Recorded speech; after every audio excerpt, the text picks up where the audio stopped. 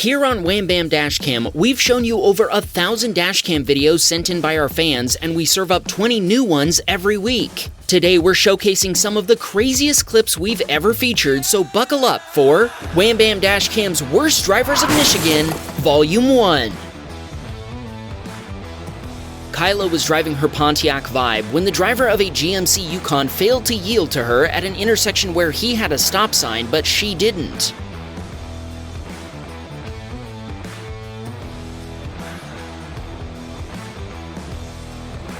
When the Yukon began crossing the road in front of her, Kyla had no opportunity to stop before slamming into it. Thankfully, firefighters arrived only 4 minutes later to provide aid.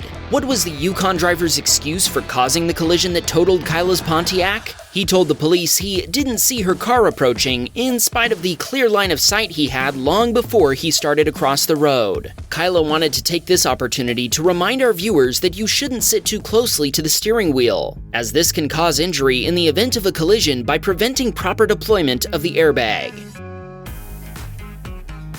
Tanner was driving his Ford F-150 at 35 miles per hour when the driver of a utility truck suddenly pulled onto the road in front of him, and slamming on the brakes wasn't enough to avoid a T-bone collision.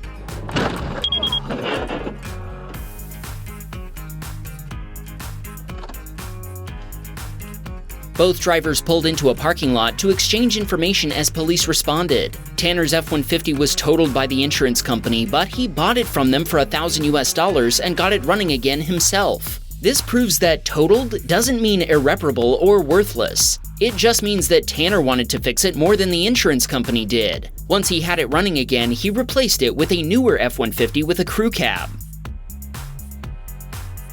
Aaron was approaching a traffic signal when it turned green, and he proceeded through the intersection at about 25 miles per hour. Suddenly, the driver of an oncoming Chevy Impala turned across his lane, and he couldn't avoid a collision. The head-on collision totaled both the Impala and Aaron's Chevy Malibu. Paramedics and sheriff's deputies responded almost immediately after both his vehicle and his phone called 911 automatically. Ironically, the Malibu was actually a rental, as Aaron's Ford Taurus was in the shop for major repairs at the time. He's very thankful he paid for extra rental insurance, although the Impala driver did admit fault at the scene. Only a couple of weeks after Steve helped his friend Corey install a new engine in his Subaru Outback, Corey was making a protected left turn when a red light runner collided with him head-on.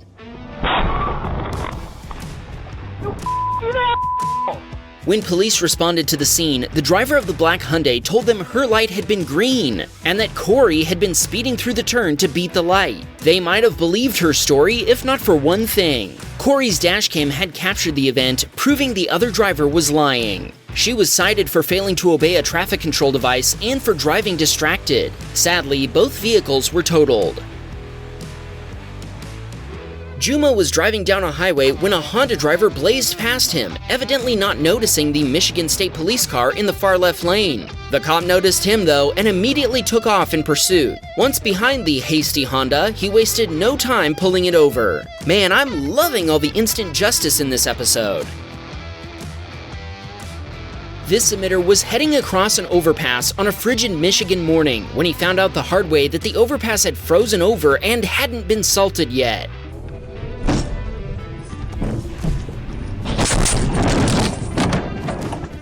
When the driver of the Jeep ahead of him spotted wrecked cars and tapped the brakes, they lost control and spun into the existing wreckage. Our submitter did the same, and this was only the beginning of a 30-vehicle pileup. Our submitter's dashcam audio includes several more impacts as more vehicles smashed into his Volkswagen Jetta. He told us several people were injured, but thankfully everyone survived. Our submitter was spared from any severe injuries, and once the overpass was shut down, he was able to retrieve his belongings from his Jetta. Kayla was on her way home from taking her best friend to work when she watched a Ford SUV from her left run a red light before smashing into another Ford SUV. The SUV that had run a red light continued rolling until it slammed into a power pole. Kayla ran to check on the occupants, and she said they were confused as to what had happened. She offered her dashcam footage to both drivers, and she let the occupants sit in her car while 911 was called. She's grateful that her own vehicle, which is less than a year old, wasn't involved in the collision. Kazi had just picked up some food from a restaurant and was about to make a U-turn when he slammed on the brakes. He'd noticed two oncoming vehicles collide and stopped just in time to avoid them sliding into his Lexus IS 250. It looks like the driver of the Ford Escape had tried to quickly pass the pickup truck before losing control and hitting it. Kazi stopped and gave the pickup driver a copy of his dashcam video. He told us the Escape driver tried to blame the pickup driver for hitting her. Thankfully, nobody was injured. Sam was on his way home in bad weather when he crested a hill to find two pairs of headlights ahead, one of which was in his lane.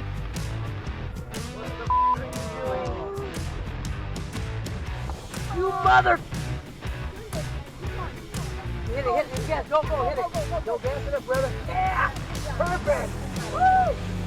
Evidently, one car was stuck trying to get up the hill, and another driver had gone into Sam's lane to get around them. This forced Sam to go off the road to avoid a collision since he couldn't stop while going downhill. Sam barely managed to make it back onto the road without getting stuck in the snow himself. That was a close call for a couple of reasons.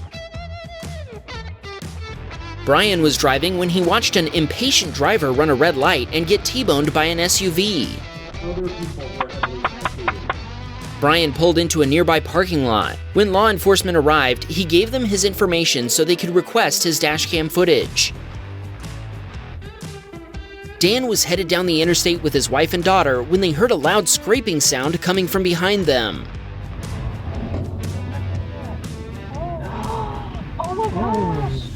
After noticing the semi-truck that had overturned after taking an exit faster than the 25-mile-per-hour speed the signs recommend, Dan turned around and called 911 while his wife and daughter checked on the driver. Thankfully, the driver was okay, and Dan wanted to shout out his wife Deidre and daughter Madison for putting their medical training into action by assisting the driver before first responders arrived. Dominic was driving in a morning snowstorm when he watched a Buick driver attempt to turn right before sliding through the snow and colliding with the school bus in front of him. Even though the Buick was going too fast, Dominic told us the bus driver wasn't furious with the Buick driver. Nobody was injured in the collision, but the bus sustained two flattened tires and the Buick was severely damaged. After checking on everyone and making sure first responders were on the way, Dominic went on his way, probably headed to see Brian. He wanted to remind everyone that snow is slippery. David was driving down a Michigan highway when he spotted this week's Tesla behaving badly. That Tesla man can't drive. That Tesla man can't drive. A Model X driver nearly sideswiped a Chevy sedan before braking hard to avoid rear-ending a Ford Explorer. Maybe all that instant torque is going to their head.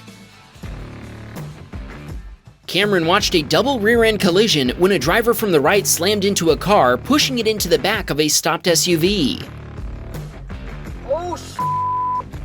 Even though the light was green, traffic ahead had stopped, and the Ford Explorer driver had also stopped to avoid ending up stuck in the intersection and possibly blocking cross-traffic if the light changed. Another driver learned the hard way why you should watch the space ahead of you rather than fixating on the traffic light itself. Cameron gave his business cards to the victims so they could reach out for his dashcam footage.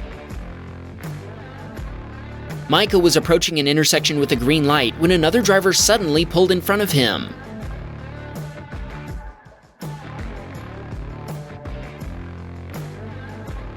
With no way to stop his Nissan Pathfinder in time, Micah was forced to rear-end the meandering minivan. The impact totaled his Pathfinder, but thankfully, its airbags protected everyone inside from any injuries. Ian also had an SUV driver turn across his lane, but he wasn't able to avoid slamming into it at almost 40 miles per hour. Once again, the SUV driver had failed to yield to oncoming traffic. Thankfully, Ian wasn't seriously injured, and he's now waiting to find out what will happen to his Jeep Renegade. This submitter was headed home after a long day of work. He had just filled his gas tank and was planning to start a vacation the next day as he began making an unprotected left turn through an intersection. That's when the driver of a Toyota RAV4 tried to pass him in the middle of the turn. Only our submitter's quick reflexes protected him from the other driver's reckless and illegal maneuver.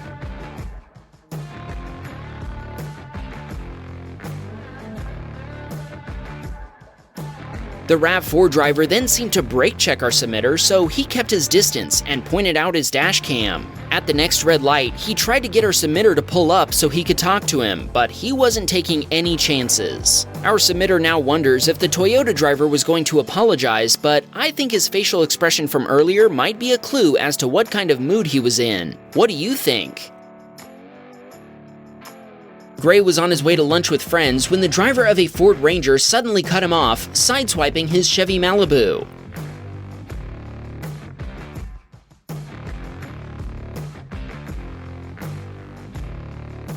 At first, the pickup driver pulled over, but before Gray could talk to him, he sped off again. Several minutes later, he finally pulled over, but then he denied that any collision had taken place. Once police responded, Gray says they issued the pickup driver several citations before he and his friends finally left to go get lunch. Braden was driving in snowy Michigan when the Jeep in front of him lost control and started sliding toward an oncoming SUV. Come on, come on!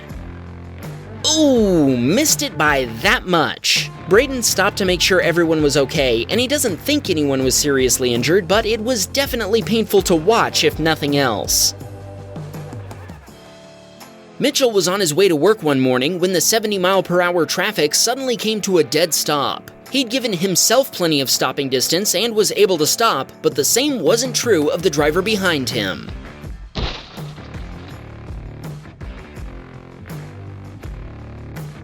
Mitchell estimates that the Ford Escape rear-ended his Jeep Grand Cherokee at about 35 to 40 miles per hour. A Kia following the Ford was unable to escape colliding with it as well, but Mitchell is hopeful the owner can afford to repair it. The driver of the Ford Escape was very pregnant, according to Mitchell, and was taken to a hospital. As far as he knows, nobody was seriously injured in the collision. Sadly, his Jeep will probably be totaled due to a bent frame.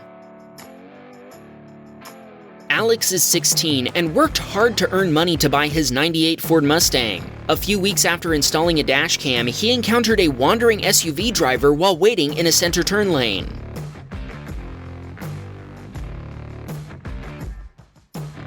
Thankfully, the SUV that was approaching him at 60 miles per hour swerved back over at the last second. Alex said, "You can wait to send that text, and don't kill someone with your massive SUV." We couldn't agree more, Alex.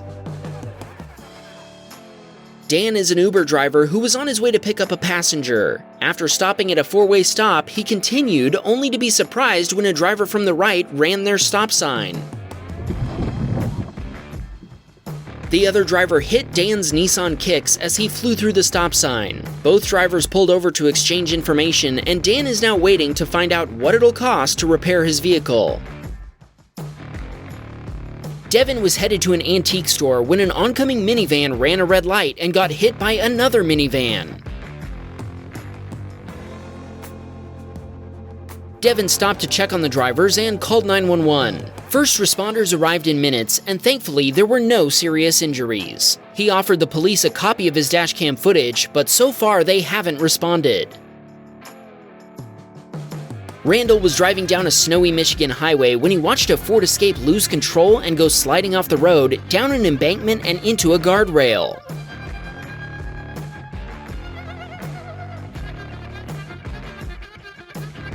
Randall didn't stop, but it looks like the impact wasn't too serious. Don't forget to put on those winter tires when the snow starts to fall, slow down, and leave earlier to arrive on time. Dean was headed home after picking up his 7-year-old from school. As he drove through an intersection notorious for red light runners, he wasn't surprised at what happened right in front of him.